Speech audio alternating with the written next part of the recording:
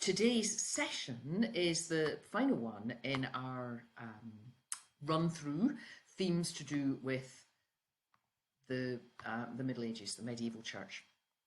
And so today I'm looking at what I've called hidden strands. We're going to look at movements, people, which are not the ones that immediately we go to when we think about the medieval church. There's several sections in what I want to look at today. There's a disappearing movement, there's a lasting split, and there's recovered voices, a small selection really of some voices that have not always been included in mainline history, but were very influential at the time and in fact remain influential.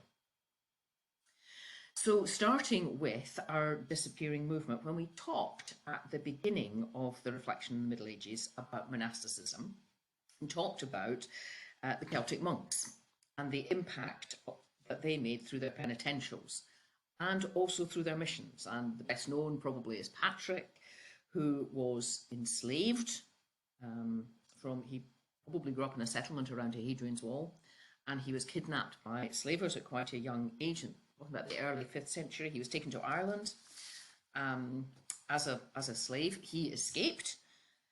He travelled around Gaul for a while, and then he made his way home. He had come from a Christian family, and during his time of enslavement, his faith had become much more personal and active. And although he returned home, he actually felt compelled to go back to Ireland. And while he was there, he functioned as a missionary bishop, and he's known as the patron saint of Ireland. There are all sorts of stories about him. He cast out the snakes and so on.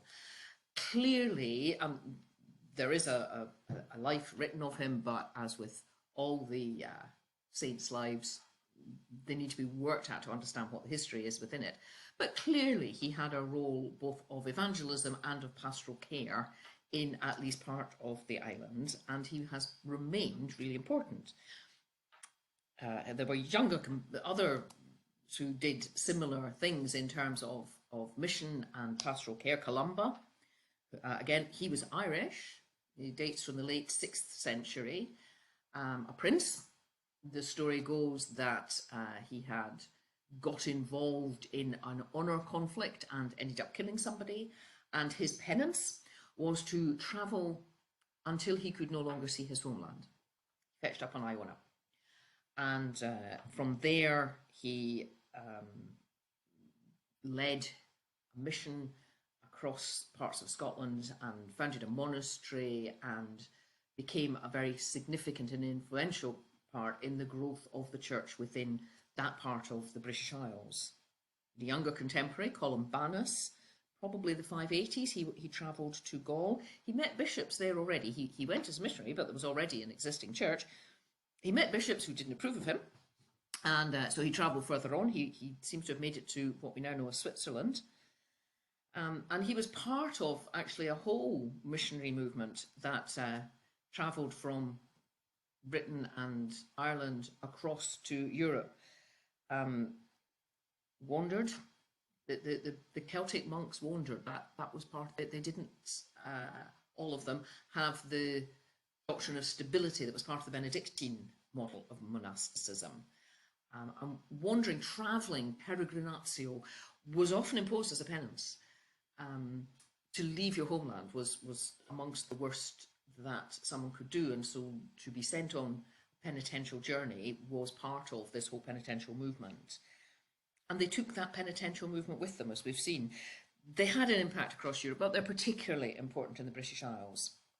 And we saw already the way in which the Celtic part of the Christian church developed links or maintained links with Eastern theology, with the theology based around Constantinople.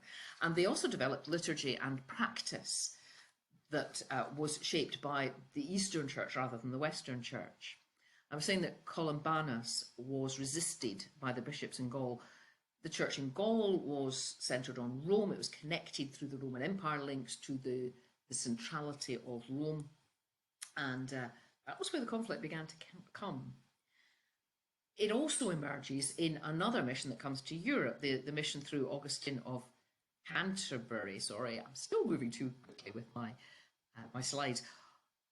Pope Gregory in 597 sent Augustine, not Augustine of Hippo, just in case you were getting muddled, people occasionally do, sent Augustine to the land of the Angles as a missionary. The story goes that he saw some fair-haired slaves in Rome and said, "Who are these?" and was told they were Angles, and said, "Not Angles, but angels." And this it then became clear that these folk had not been evangelized, and so Augustine was sent to lead. Augustine, who was one of the Pope's advisors, was sent to lead a mission to the Angles, and very successful. He became the first Archbishop of Canterbury. He landed in that area. He set up the centre, his mission there, moved out from there, but that remained the centre, and the first of the big churches was there, and as his centre, when the church got itself, his mission got itself established, he became first bishop. Well, he was already bishop. He became Archbishop of this new church that was being introduced. There's certainly one way of looking at it, and that's the reason why Canterbury, of course, is the centre of the church within England. He was there to bring the gospel, but also to reinstate the structures of the Roman Empire. That was how he understood the way in which the church would be built up, working around what had been the Roman centres, putting bishops in there, building up parish networks out there. What he actually hit were the Anglo-Saxon kingdoms, which had emerged following the withdrawal of Rome. Whole bit of history that's quite contentious, and I really don't think I have the skills to explain whether Rome withdrew or whether the Romans became integrated within Anglo-Saxon communities. That there was a difference in the way in which community was structured, and the Anglo-Saxon kingdoms of Wessex and Mercia and so on now dominated the southern part of the British Isles. And this wasn't necessarily the way in which Augustine had expected to set up his church, but he did make progress, and his form of mission, his form of church, also became rooted within the British Isles. By the mid-600s, yes, we don't leave ahead, Ruth. By the mid-600s, there were two distinct Christian structures within these islands, and there were various differences. One of the main differences, and one of the ones that caused most contention, was the date of Easter. You will know, I'm sure, that the Orthodox Church, the Eastern Church, and the church in Western Europe and the church of which we are historically part, still celebrate Easter on different days, and there's all sorts of calculating reasons for that.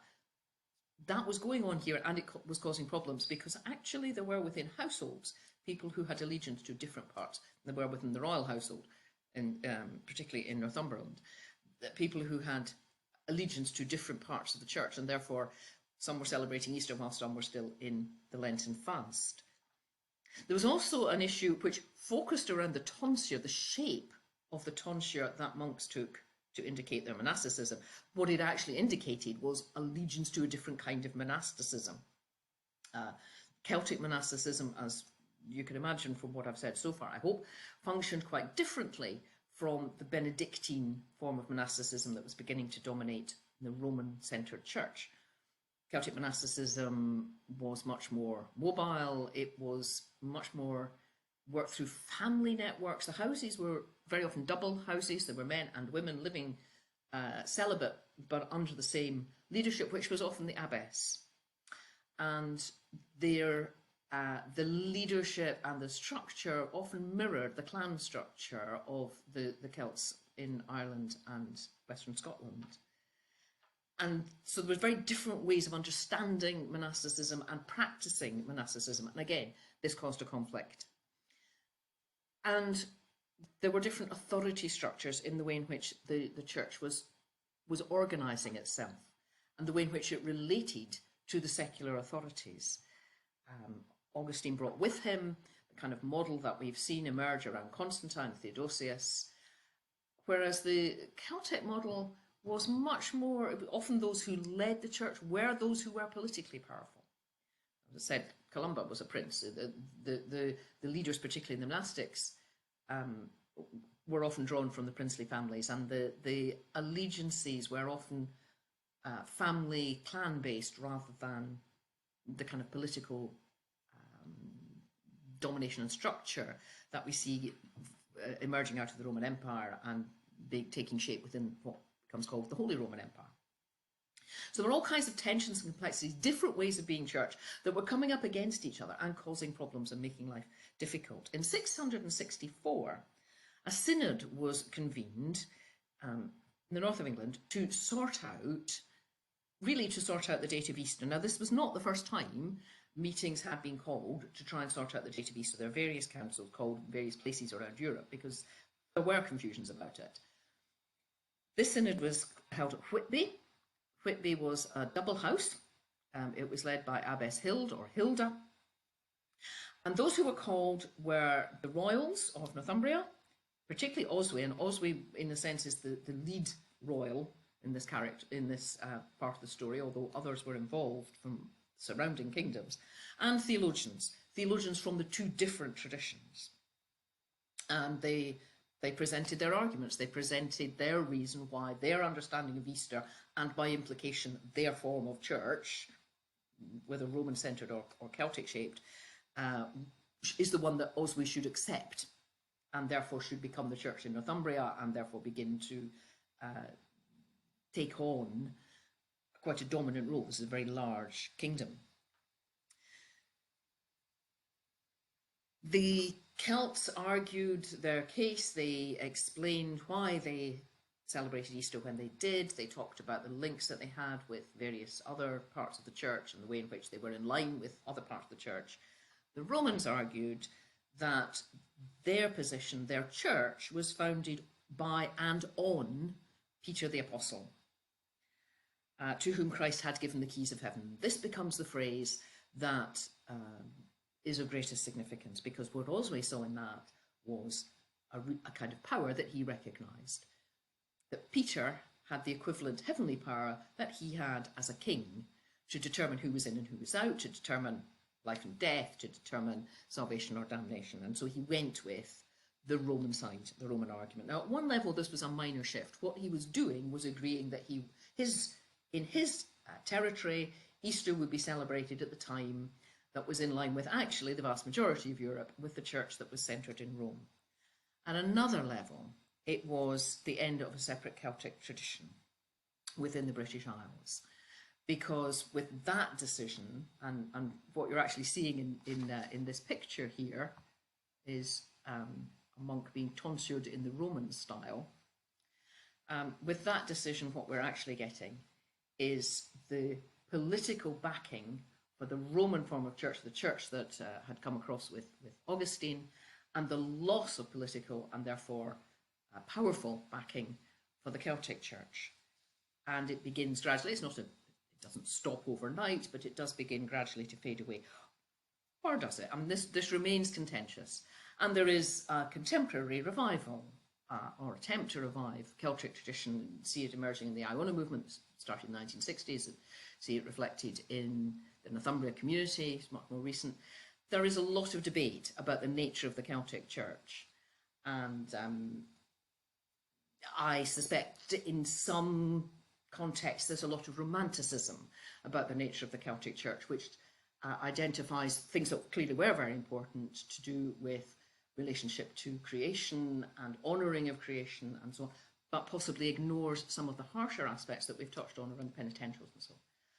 But the Synod of Whitby in 664 is significant in the history, not just of the church within these islands, although it is, but actually in the relationship between what had been always a minority, but actually quite a strong minority tradition, and the dominant tradition of the Western Church. And one of the things that is lost, of course, is the continuing voice of Eastern theology within a Western context, and we will return to that. In fact, we'll come to it in a moment.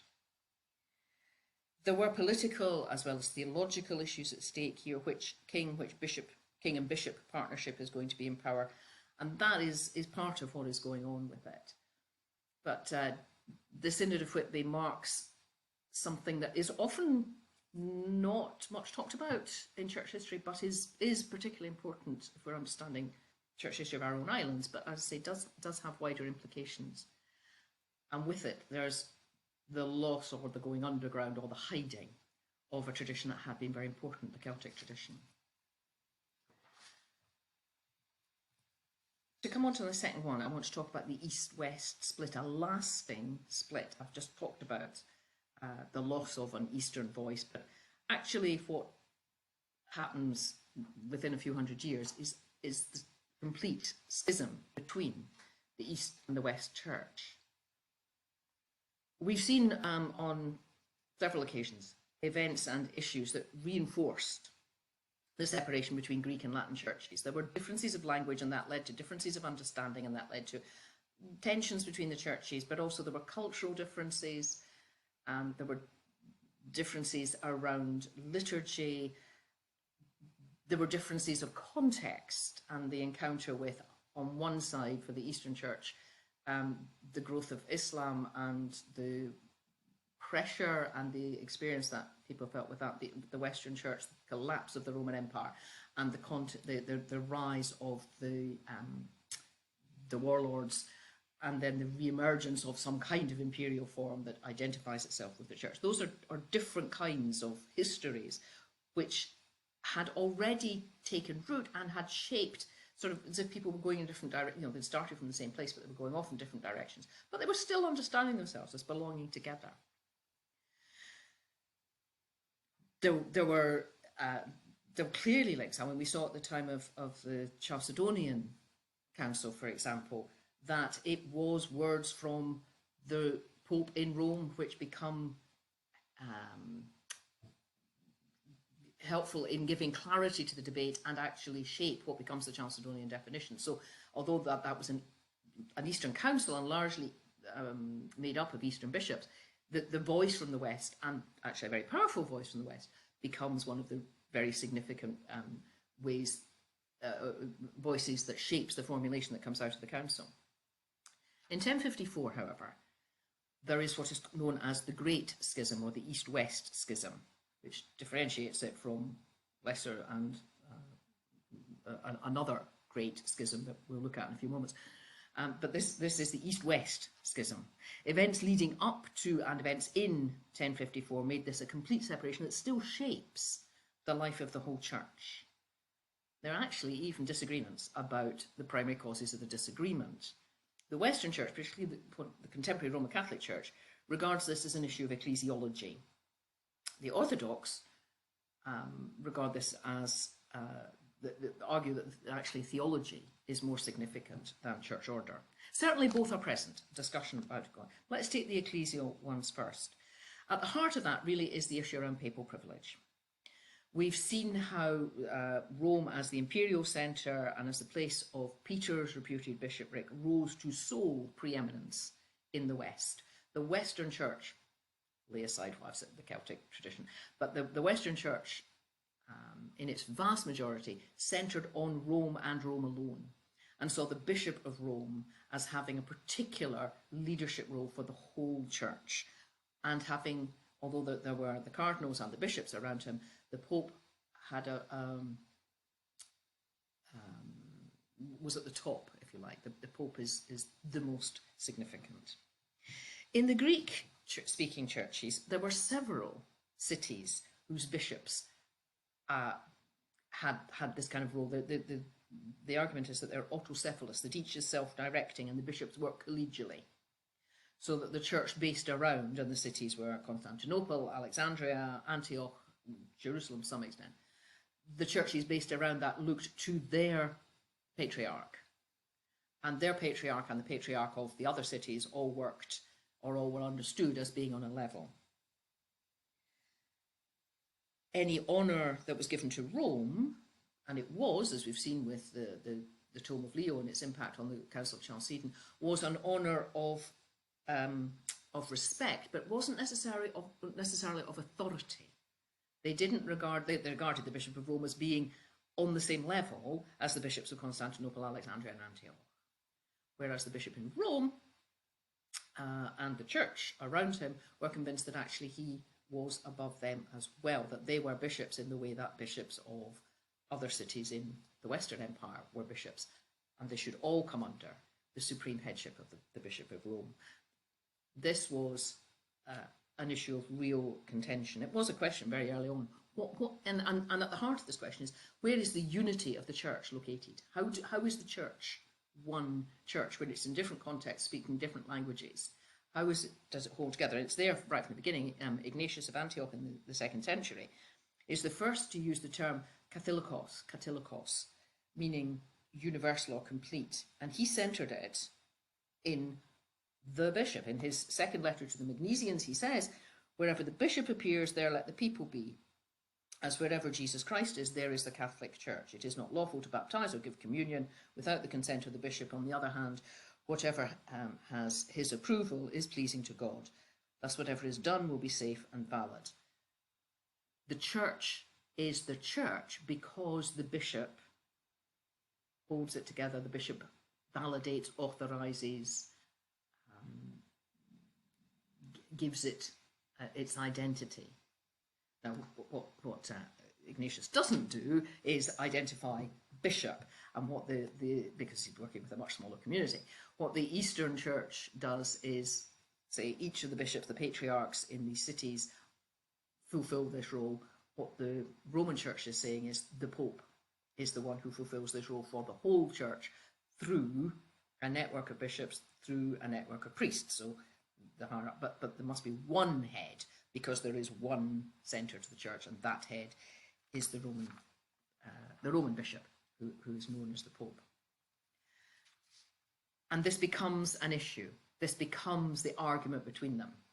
The churches in the East resist the authority of the church in the West. They recognise the Bishop of Rome as bishop, but as a bishop in the same way as the patriarchs of the cities. And this kind of tension rumbles on and becomes quite intense at times. There are also theological questions. 726 to 729 in the Eastern Church, there is the iconoclastic issue. There's a whole debate and often violently conducted debate to do with the place and the role and the status of icons. And it's echoed in the West, but the two different parts of the church come to different conclusions about what icons are for, how they are to be used, and they mistrust each other's decision. And so the tension of practice begins to grow. In 879, the filioque clause comes into prominence. If you remember, the Council of Nicaea and then Constantinople following it had approved a creed, and it was the creed for the whole church, because this was a council that involved bishops from across the whole church at this point. Approved a creed which had included the phrase that the Holy Spirit proceeded from the Father. Other discussions, and particularly Augustine, in his theological writings, also argued that the Holy Spirit proceeded from the Son. Now, Augustine was not about changing the creed, but he was about exploring the nature of Trinity. And in his reflections on the nature of Trinity, it became important to him to reflect what he saw as biblical theology. He argued, Christ breathed on the Spirit, breathed on the disciples, and they received the Spirit. Therefore, the Spirit proceeded from Christ as well as from the Father. Paul talks about the Spirit as being the Spirit of Jesus as well as being the Spirit of God. So Augustine was working with all of this, trying to understand how can we talk about Trinity with any sense of coherence, and he began to use the phrase filioque, and in his writings and in various parts of the Western Church, those that were influenced by Augustine. Of course, remember, Augustine wrote in Latin. He knew very little Greek, and he certainly never wrote in Greek, and he wasn't easily read by Greek speakers, but by those who read his theology. So that phrase filioque and the Spirit and the Son gradually becomes involved, first of all, in theology, and then becomes involved in liturgy, and is added onto the creed. And therefore we get what the English translation, the Holy Spirit proceeds from the Father and the Son.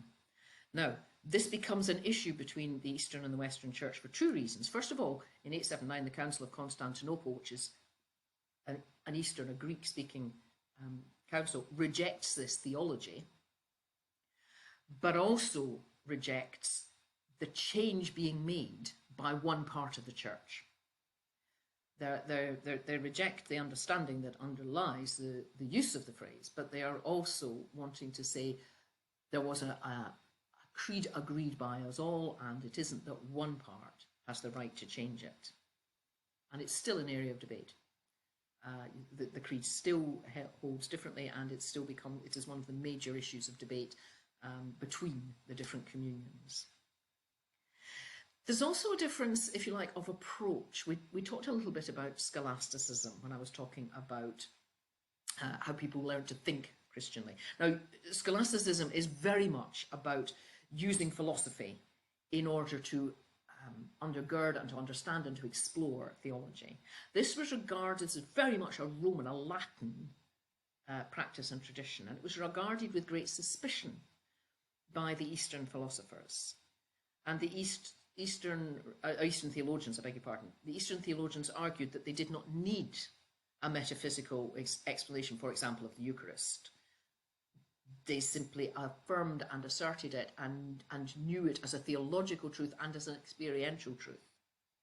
And their dismissal of scholasticism was that it was entirely cerebral and didn't include people's spiritual experience, nor did it deepen spiritual experience. And so there's a real clash of approach in that. And again, that continues.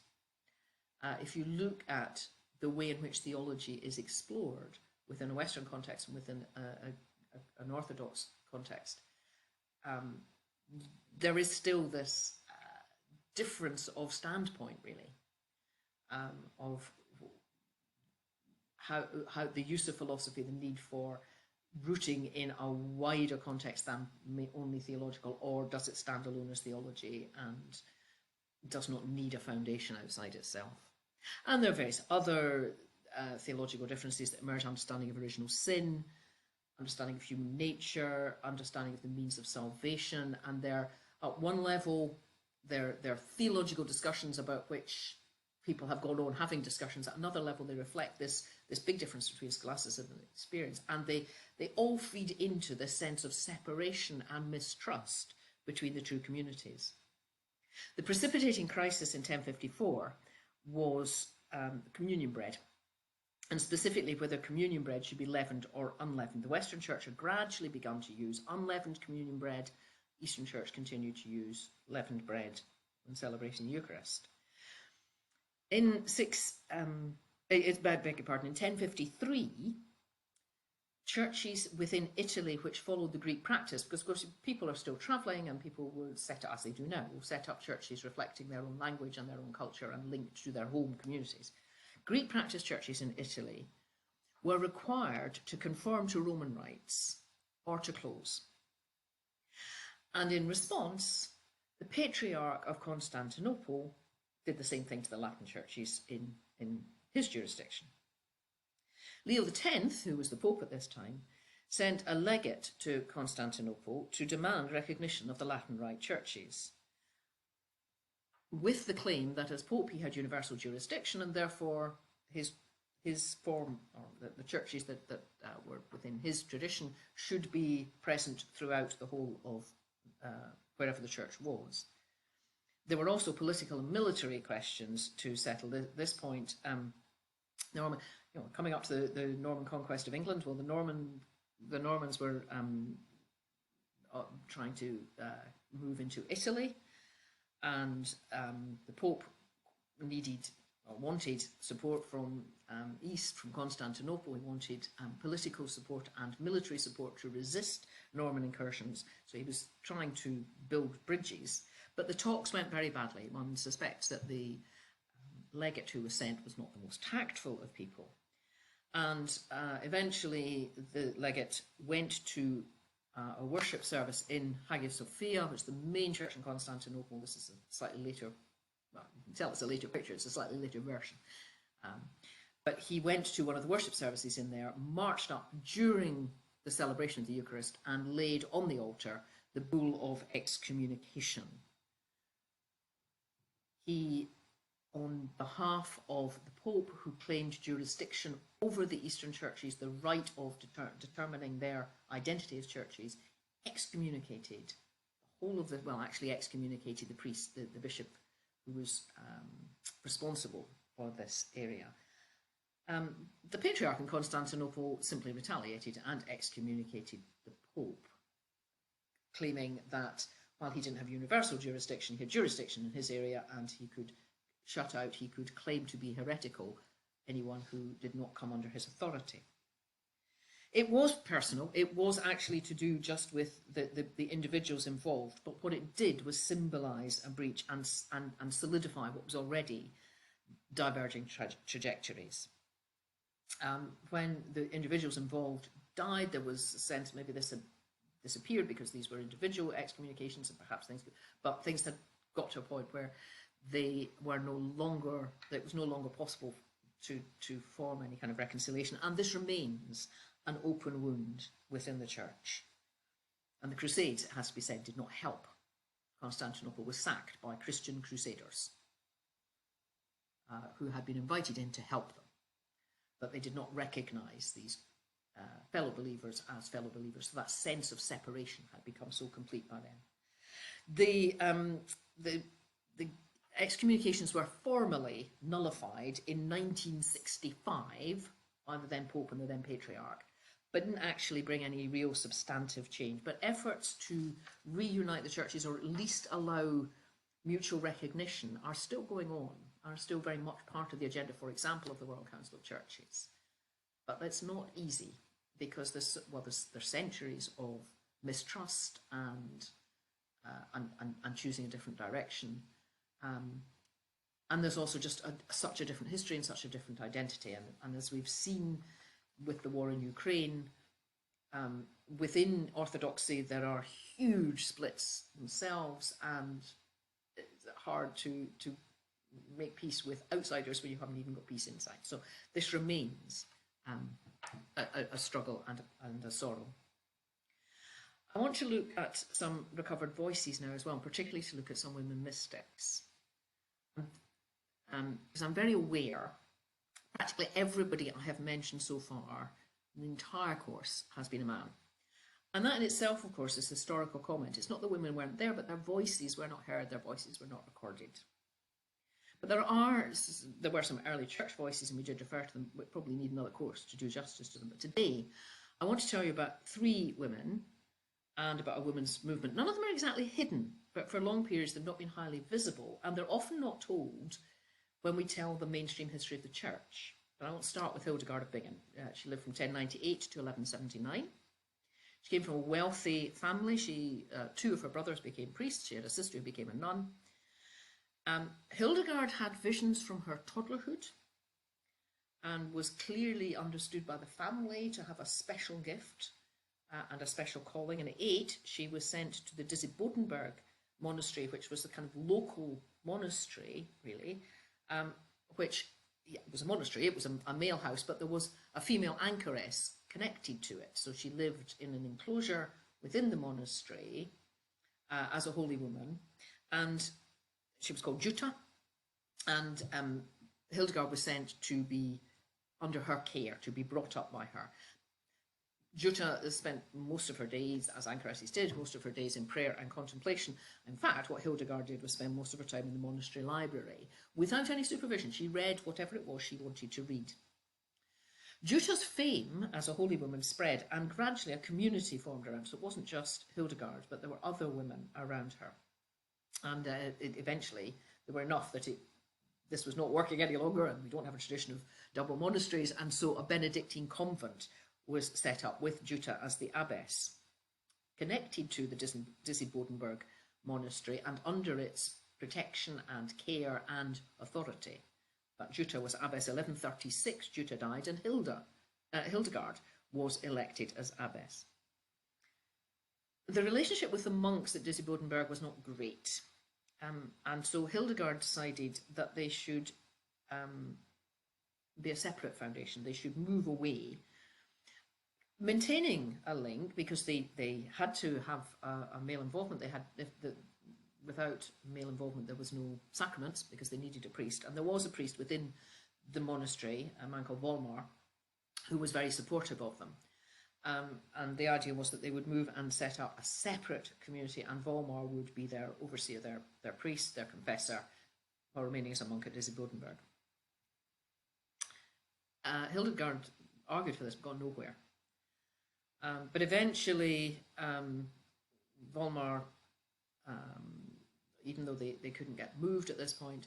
Volmar, who knew about Hildegard's visions, offered to help her put them into writing so that she could share them with others. Up until then, she'd kept them very private, but he was her confessor. She'd spoken about them. This brought more fame to Hildegard and the women, but also to the whole monastery at Boydenberg, and therefore more money, because people came to visit, people came to ask for her blessing, people just came to look at this holy woman. Hildegard then announced that she'd had a vision of leaving. And this was not popular, but she had built or gained support from various nobles in the area, and eventually she began to build a network around her, going to make leaving possible, while the monks carried on refusing. Eventually she became ill and took to her bed. She could not live, she said, any longer with this denial of what was clearly God's call. It had come to her in a vision. Finally, she was given permission for herself and her sisters to leave, and they founded a convent at Rupertsberg. One of her main supporters was called to be abbess at another convent, and Hildegard accused her of abandoning her call to be part of the original convent. And there was a very nasty incident of a very poor leave-taking.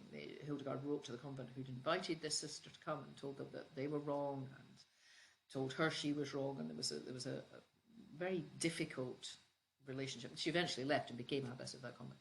But it's just worth hearing those sides of the stories as well. There's always not sweetness and light, and I think anyone who's strong-minded enough the way that Hildegard was to do what she did was also not necessarily easy to live with. Her reputation continued to grow. Her books were published of her visions, but also of others. She wrote music, she wrote plays, she wrote books of medical help. She, in 1159, when she was 60, she went on her first preaching tour. People wanted to hear her speak, and she travelled and she preached. And she actually made 4 preaching tours. The last one was in 1170. She led worship in her convent. That was the context in which she wrote music for the nuns. And the convent continued to grow. In 1165, they moved to Bingen, which is where her name comes from, to a larger site. There, she got very involved in medical care, which is what led to her writing her medical textbooks. She continued in a very controversial relationship with the Boydenberg monks. She also fell out with various other peoples. One of the local nobles was excommunicated, and his lands were put under an interdict until he repented. This was to do with his relationship with the Boydenberg. Hildegard argued his case, protected him. Clearly, she couldn't offer him the sacrament, she couldn't overcome the interdict, but she offered him pastoral care and support, and she got the Archbishop involved, and he eventually, when he came back, because he'd been away travelling, when he came back, he raised the interdict and reinstated the nobleman. So her public presence was actually quite significant, and her power as abbess of this large community, validated by her visions, and this is the significant thing to hold on to, grew and was well known in the time. Her writings were also very influential and have become influential recently.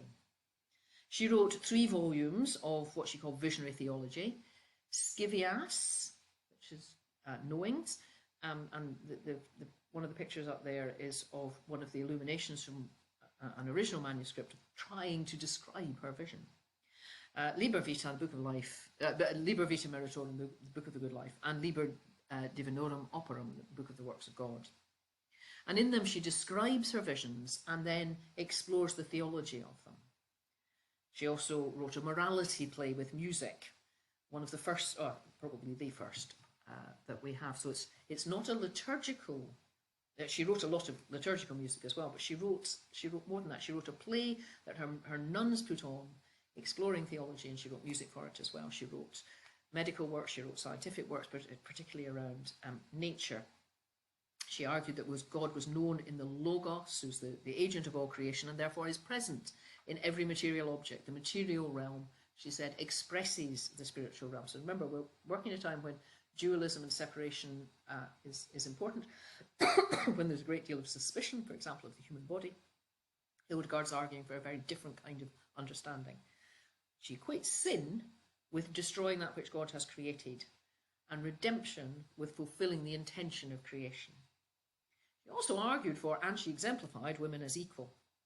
She bypassed some of the male structures, as we've seen, particularly in liturgy. I mean, they couldn't celebrate the sacraments, but they could worship, and they could write their own liturgy, and she led them in that, and they could celebrate, and they could sing hymns, and they could dance, and they could put on plays, so they could do all sorts of liturgical-ish acts, even if they couldn't celebrate the sacraments, but that Mvoma continued to support them. She's recently come back into prominence. She's a female voice, she's an ecological voice, her music seems to fit contemporary tastes, so you find it in all sorts of settings. There's an interesting question: would she recognise some of the non-Christian or the post-Christian or the renewed pagan company that she is now taken up into? And how and with what insight do we appropriate people from a tradition that is very different from ours, because it's in such a different context? How do we appropriate it across our boundaries? And if this had been a live class, I might have stopped at this point and had time to discuss, but it might be something that you want to think about. What are we doing when we are listening to the words, particularly of the women mystics of the 14th century, and we are transplanting them? And we're going to hear another couple, one of whom is very important, transplanting them into our contemporary context. I mentioned earlier when I was talking about the East-West Schism, another great schism. And that brings us on to our next hidden voice. Again, not hidden in her generation, actually very influential in her generation, and very much part of being determined to end what was a great schism in the 14th century. I'm going to talk about Catherine of Siena. Before that, I need to talk about the Papal Schism. Between 1309 and 1376, the 7 popes that covered those years lived not in Rome, but in Avignon.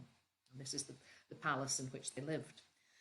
The Crusades had greatly enhanced the secular power of the Pope, and he, whichever one it was over the various years, had or took the right to allocate the lands of the Crusader states to the various nobles, and really acted as the overlord of the Crusader states.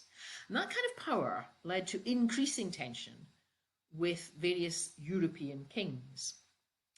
Philip IV, king of what we would now call France, boundaries are a bit fluid at this point, but he wanted to finance war with England by using money that belonged to the church. He wanted to tax the church in order to finance his war with England.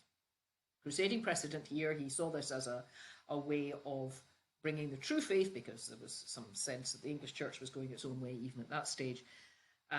He wanted to exert his overlordship over England. Now, the Pope refused to allow this tax, and hostilities between Philip IV and the Pope grew as a result of this. It's Pope Boniface at this point.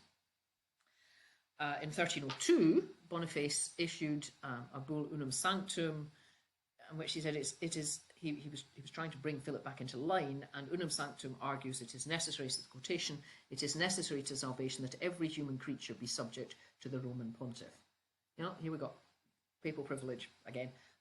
This time it's not the East that he's fighting with, it is one of the kings within his western area. This is about complete papal supremacy, not infallibility, please note. We'll talk about that later on. This is a political issue and a liturgical issue, that the Pope is theologically in charge. We're not yet talking about assumed infallibility, actually, but it hasn't been defined. Following this, in 1303, he excommunicated Philip and brought France under an interdict because Philip wouldn't submit. However, before the interdict could actually be enacted, Philip took the Pope prisoner, and he was beaten, and as a result he died. The new Pope, not surprisingly I suspect, absolved Philip and worked to bring things back to a much more calm level. But he only lived for 8 months. He died of natural causes, but he only lived for 8 months. And a year later, it took a year to elect the next Pope, and you begin to see why. But the next Pope, who was elected, took the name Clement V, and he was a friend of Philip IV's. And he wanted to strengthen these links, and he wanted to protect the papacy, and he moved to Avignon to be under Philip's protection. He was very much a friend of Philip, and there were others who resisted, who were not happy about him being elected. So he moved to Avignon to be under Philip's protection, because he was a French pope, and the Roman nobility who wanted an Italian pope, he felt under threat from them. And actually the papal palace, as you can see, I mean, it's a huge building. The papal court in Avignon became like a royal court. It became very the sort of mirror image of the French royal court. The curia moved from Rome to Avignon. So the whole centre of the church and the church government moved out of the imperial city. And what had been predominantly Roman, the curia, actually now over the next few years becomes predominantly French. And the papacy comes under the control of the French king and under the protection of the French king, Clement V, and then his successor, John the 22nd, reorganised and centralised the church from a French base. And it's the context of several of the dissenting groups that we looked at last time, is this reorganisation and centralisation of church power, but also not in Rome. And it's one of the things that was understood when people talk about the corruption within the church. This is one of the issues, that the church, in the form of the Pope, had submitted itself to political power and had given up, if you like, its autonomy. Charles IV, when he became Charles IV, who was the Holy Roman Emperor, so if you like, was the overlord or not of Philip IV. This is one of the struggles that goes on.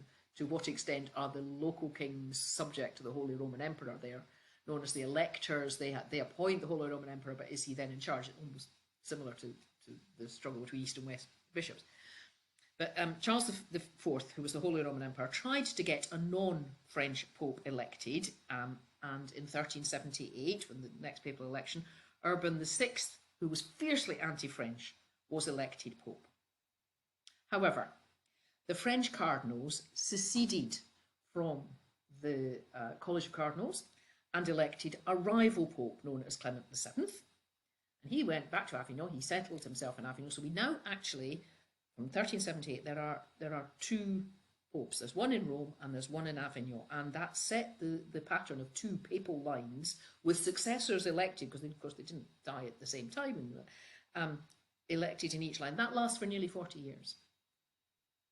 And each pope had his own curia, had his own organisation, and different emperors, different kings supported different popes. And it divided Christendom geographically and eventually provoked what is known as the conciliar movement.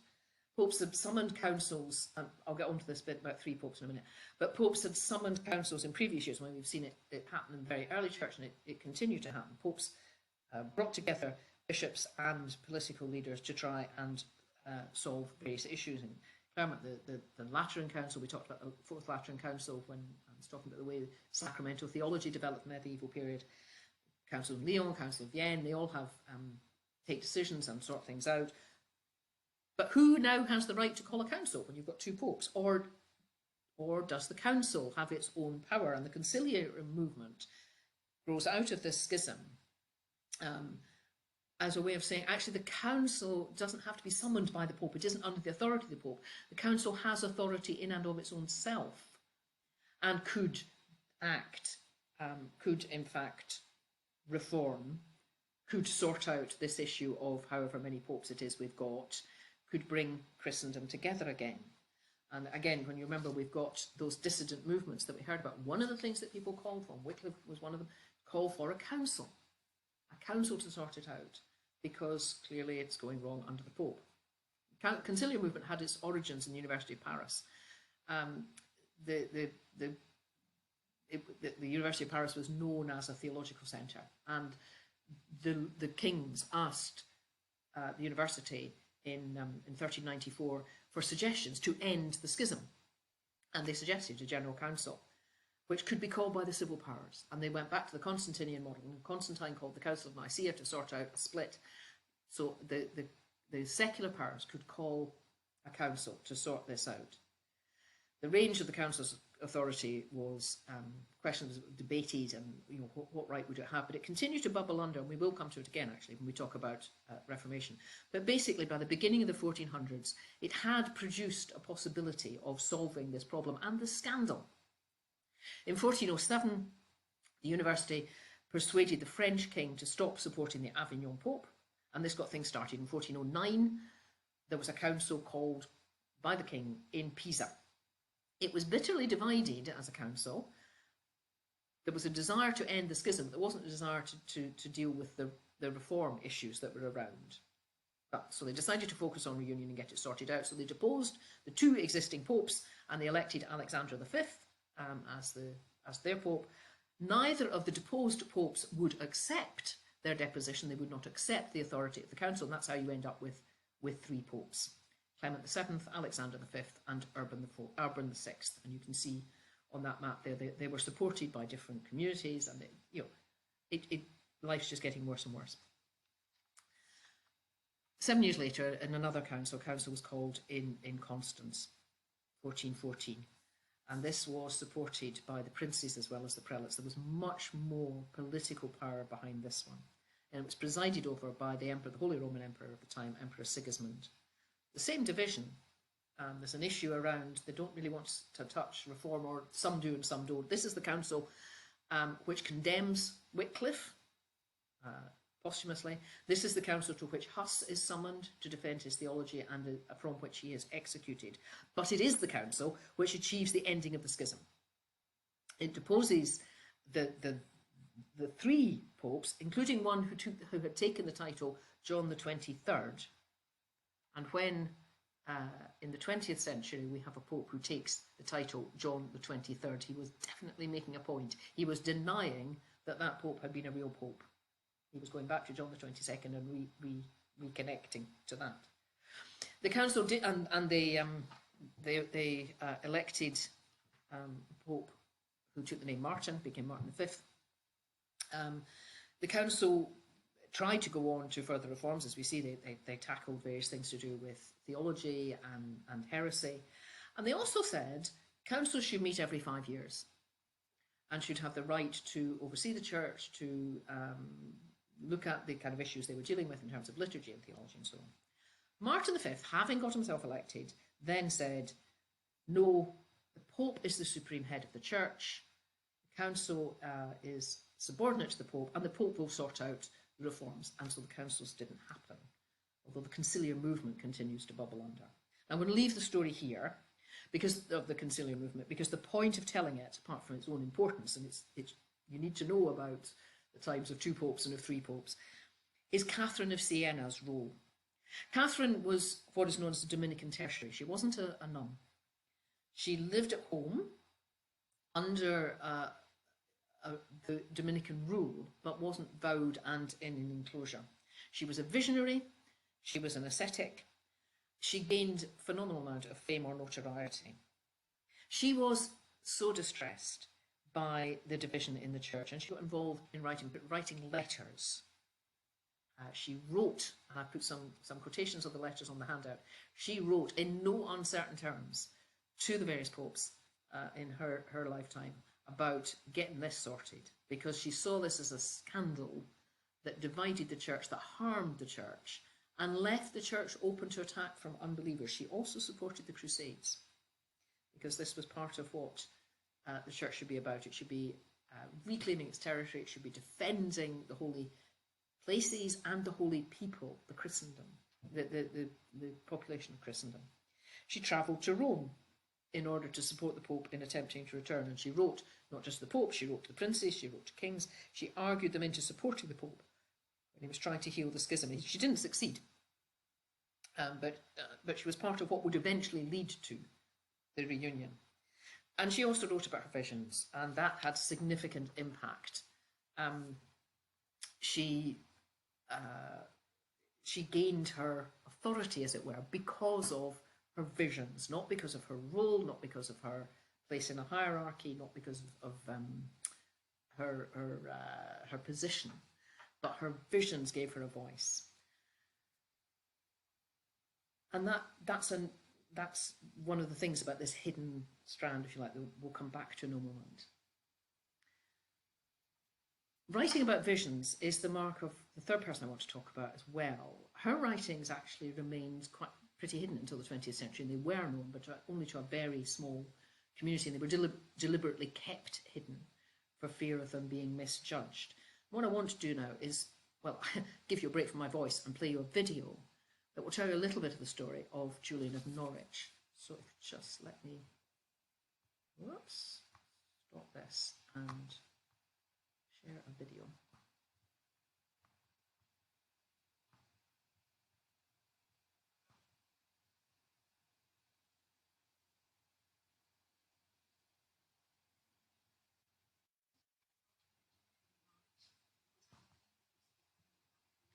So it will work if I press share sound as well. Forgive me. Try that again. Saying to my congregation, I made a mess of doing something on Zoom recently. I was saying to my congregation, you'd think now, however many years in, I'd have learned how to do this, but no. There we go.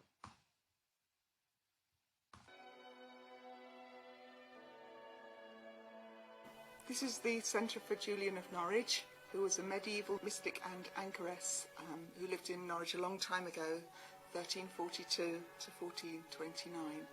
Now, she's important for being an anchoress, which means that you live a religious life and live in a small cell at the side of St Julian's Church. Now, she went into the cell because she believed that God had spoken to her and given her 16 visions. When she was a young girl, she actually wished for many things to happen to her, that she would suffer while she was still young, that she would be transported back in time to be at the foot of the cross for the crucifixion. And when she's about 30, it happens. I suppose we'd call it a near-death experience that she has, during which time she has 16 visions of the crucifixion, of heaven, and has given some really very famous sayings. She was told, for example, that all shall be well and all manner of things shall be well. And she was also taken to the bottom of the ocean and shown that even if you're at the bottom of the sea, if you're with God, you will be safe. So she lived in the small cell for, we think, up to about 60 years. She was probably walled in, having had the service of last rites when she went into the cell, and she stayed there counselling through a small wall, a window in the wall. There would have been another window that went to the main church so she could see services, and her maid would have looked after her everyday needs from the other window. And while she was there, she actually wrote the book of Revelations of Divine Love, where she actually wrote down what it was that she believed God had shown her, so that that would be a message for the world later on. She's still very popular, having a revival really in today's world, because many of the issues that she talked about and worried about are still very relevant today.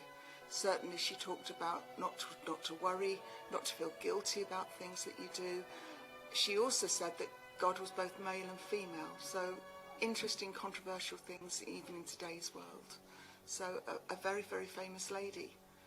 What we do know about her is very little. We think she may have been married, but we're not sure. When we come across her, her mother is with her, but no children or no husband, although she does actually write as if she was a mother at some time, and many people refer to her as Mother Julian. It's possible that she lost her children to the plague. She survived 3 times of plague. Maybe she got immunity, a bit like getting flu when you were younger. There was also the 100 Years' War going on at that time, during which her husband may have died overseas. We know very little about her personal life. Her name as well, probably taken from the actual name of the church, St Julian's. Highly unlikely that was her name. Like a nun taking religious orders, you often changed your name as an anchoress. It's also possible that she was Juliana, actually linked to the cathedral, and Thomas Erpingham's sister. There are all sorts of ideas of who she might have been, but nobody's actually sure. Certainly what she said at the end of her book was, don't remember me for who I am, but remember me for what I said. And her basic message was that God is love and that all shall be well, and that we should really forgive ourselves and not beat ourselves up and feel guilty all the time, which I think many people do today.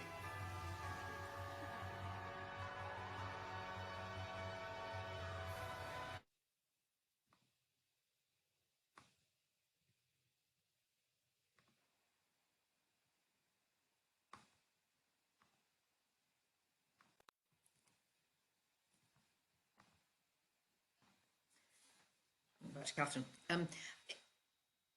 Julian, I think, has particularly come into prominence over this last little while because she lived through plague and she lived in seclusion, and lockdown was a time when a lot of people discovered Julian, I think. Now, I've included these three women, Hildegard and Catherine and Julian, as hidden, which is a bit of a misnomer because we know about them precisely because they weren't hidden, and actually, in the first two at least, had very high public profiles. And I want to notice a couple of things about them that I think are really important. And I started to talk about it with Catherine. They have charismatic presence, not structural. They're involved in the structures, but their roles and their impact is not to do with the structures. It's to do with largely actually to do with their visions, but it's also to do with their own selves. They were not, they could not be part of the structures as women. One's a nun, one's an anchoress, one's an oblate, tertiary. So they're playing roles, but they're not roles that have any authority or position within the wider church, and yet these women managed to do it. And one of the reasons why they do it is because they are visionaries. They are speaking with a voice that they claim comes from beyond themselves. All three of them, and many others, they are by no means the only visionaries, so there's a great flowering of visionary theology, refer to their lowly status as women. They are very conscious and they are very explicit about the fact that they have no right to speak because they are, and they all use the term mere women. Even Hildegard, who argues for the equality of men and women, does refer to herself as a mere woman or a lowly woman or a woman who is unlearned, which frankly isn't true. So there's a question about whether they are using the discourse of the time in order to be heard, and they're kind of hiding behind it. And I think there's a whole lot of stuff in there to unpack. But the fact is, it is their role as visionaries that gives them their presence. They have the power to speak because they claim they are speaking with the divine voice, and therefore, in a sense, they can circumvent the structures. They don't need the authority of the structures because they have the direct authority of God. Go back to the very early church. Remember, we only touched on it very briefly, but you may remember the discussion that went on when the persecutions were taking place, and there were those who survived the persecution, and there were those who were part of the structures and had power because of that. And where did authority lie? Did it lie with the confessors or with the bishops? There's something similar going on here with the visionaries. You're speaking with direct authority because of your experience of God. Can't be stopped by the part. Now, each of them, their writings are enabled by a supportive man. Hildegard with Volmar, Catherine's letters are published eventually by a male supporter. Julian's writings are, well, eventually are written down by somebody who understands them. The first man who tries to do it can't because he doesn't understand them, so somebody else takes over. But they're enabled by supportive men, but their power, their authority comes from their vision. And the third thing, just to say very briefly, is depending on how history is viewed and researched and told, it's actually very easy to miss all of these women because they are not part of the structures. And if we only look at the structural history of the church or the political history of the church or even the public presence of the church, we can miss this. And in a sense, I'm including them here because they're representative of a whole part of church history that we're not touching. I'm sorry, there isn't time.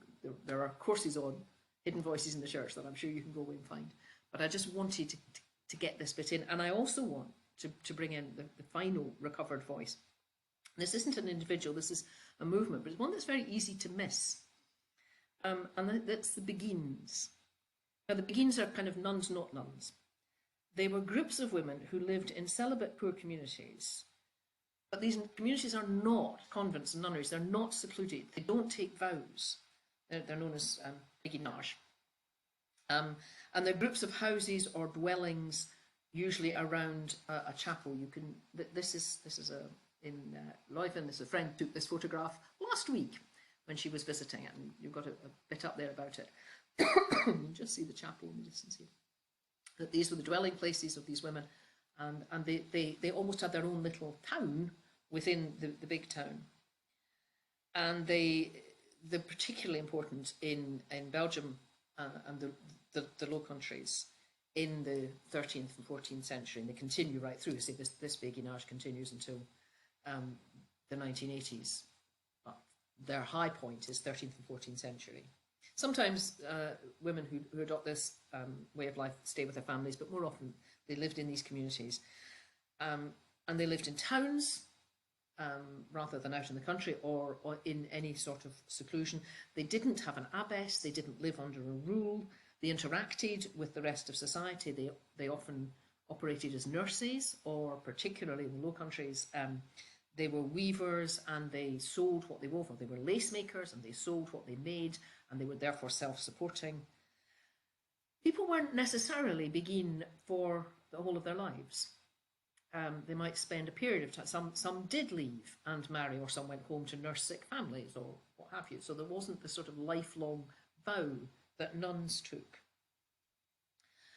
And there was within this movement a very mystical spirituality, again, similar to the one we've seen sort of emerging through the visionaries. What they sought was a union with Christ. It was very emotionally intense. They talked about being abandoned to the love of God and annihilating self and simply being vessels within which God's love was lived. And it could at times be a very febrile kind of spirituality, and it was viewed with great suspicion. It didn't fit the hierarchy, the hierarchical model. They weren't under anybody's control. They had their own chapel, which often would be visited by local priests, but they weren't under the control of a community the way in which nunneries were. Nunneries were usually under the control of a local monastery. They certainly didn't fit gender models. These were women living alone, living without husband, father, brother, whoever it was, to be head of the household. And they were regarded as very threatening. And actually in 1312, the council that was held at Vienne condemned them for heresy. It was later overturned. And I say they did continue, but they do begin to decline. In fact, they begin to decline with the Reformation as well. So we'll talk a little bit about them then. But even before 1312, individuals had been targeted for heresy. Most significantly, Margarita Parret, and I've put a quotation on your handout from her. She was executed in 1310 for heresy. And the movement has continued and has been refounded in several times. There's currently a béguinage in Canada, not a continuing one clearly, but a refounded one. Margarita Parret was a writer. She wrote a book called The Mirror of Simple Souls, and in that she explores the spirituality that the Beguines had adopted, this very intense sense of engagement with, heart engagement with God. The book continued to be around after Marguerite was executed, and it circulated as an anonymous book and was acceptable, was even treasured by all sorts of people. So the problem appears to have been that it was written by a woman, not actually the theology of the book itself. And that in itself helps you understand a little bit of this experience of the Beguine. They just did not fit, and they were regarded with great suspicion. There were also male versions, so it's not entirely a female movement. They were called the Bigard. They were also regarded with great suspicion. They were often weavers. In fact, you had to be a member of the Weavers' Guild in order to become a Bigard. And they were often people who had found life very difficult, who maybe fallen into poverty, and this was a way of, I'm not judging, I'm not saying they were using it, they were pious men with, again, a very intense spirituality. But it was, instead of becoming a monk, which maybe wasn't their calling, this was a kind of halfway house.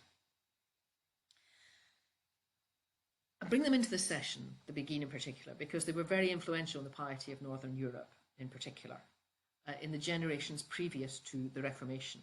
But they're often not noticed when we talk about Reformation history, particularly when we put it alongside other movements that are important, and particularly monastic movements. But they were very influential, and they are fascinating. This isn't the only béguinage. There are several around, and they're worth, if you're in, there's one, I think it's Amsterdam. I was in Amsterdam when I visited, but I don't think it's in Amsterdam. But there are several around, and they're worth seeing, just to give you a glimpse of another form of Christian expression and Christian living. I started our study of the medieval period by suggesting that this was 1,000 years in which nothing much happened. I hope by looking at themes rather than simply doing it chronologically. You'll see something of the variety and the complexity and the richness of Christendom in this period. And it's important to hold on to that, because in our next session we're going to talk about the emergence of reform in the 16th century. And for those of us who come out of a Reformation tradition, which I imagine is quite a lot of us in this course, it is very easy to see, and I once had a student start an essay with this, the entire medieval church was corrupt and God sent Luther.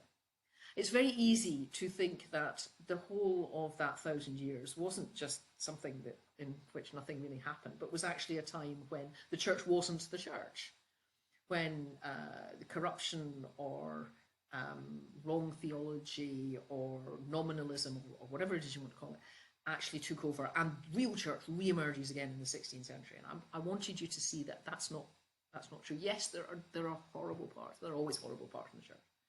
And there are also glories, and there are questions, and there are struggles, and there are real people seeking faith, exploring faith, and finding faith in ways that we might not recognise, but actually in ways that might begin to speak to us in new ways today. So I hope this has